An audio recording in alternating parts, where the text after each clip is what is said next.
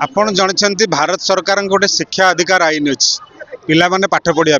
6 ରୁ 14 वर्ष पिला पाठ पढ़ाई सरकार बाध्य दुआरे पाठ पढ़े आउ गोटे कथा हूँ यार जे जो सरकारी स्कूल पिला माने पाठ पढ़ले जो बेसरकारी स्कूल अच्छी से जो मैंने आर्थिक अनग्रसर श्रेणीर जो आर्थिक दुर्बल श्रेणी गरीब पिला हूँ एससी हूँ एसटी हूँ एम 25% सीट रिजर्व रगणार पाठ पढ़े से केंद्र सरकार के आईन को लागू करने 2009 रु प्रावधान थे 2019 मसीह राज्य सरकार लागू कले और परवर्ती समय गोटे पोर्टाल खोलिक आवेदन करने कले किंतु कथा हो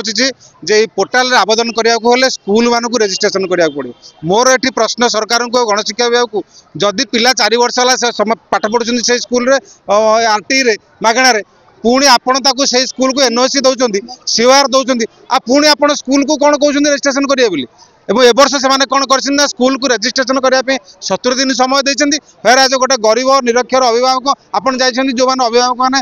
गरीब श्रेणी से प्रायतः शिक्षा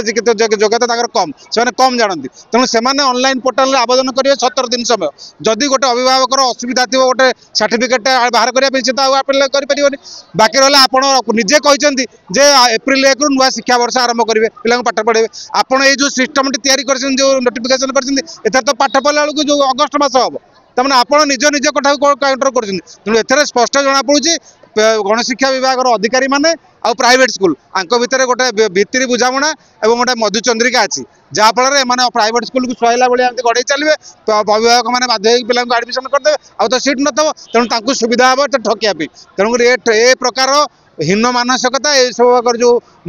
बेआईन मुन्ना पाखरी छाड़ी तुरंत गणशिक्षा विभाग पोर्टाल खोली पिला आडमिशन करूँ पारदर्शी पोर्टाल ना दुर्बार आंदोलन हम दरकार पड़े जाकि सेक्रेटरी घर आगे ताला पड़ो गत थर भाया आम कहूँ तुरंत पोर्टाल खोलिक पिला आवेदन करने बाकी जो जो स्कूल मैंने पाठ पढ़ाऊँ आरटी कोटार समस्त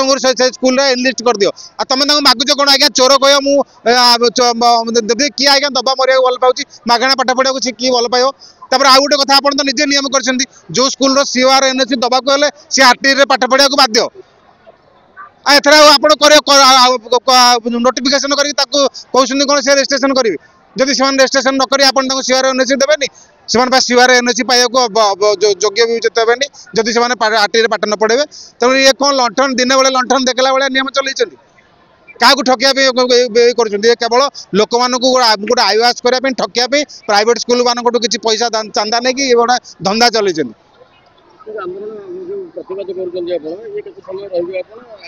ये आंदोलन चली आज जो पुलिस अधिकारी मैंने आसी आलोचना समय नहीं बोधे जो सेकेंड आवर आलोचना हो पारे देखा जाऊ कौन हो।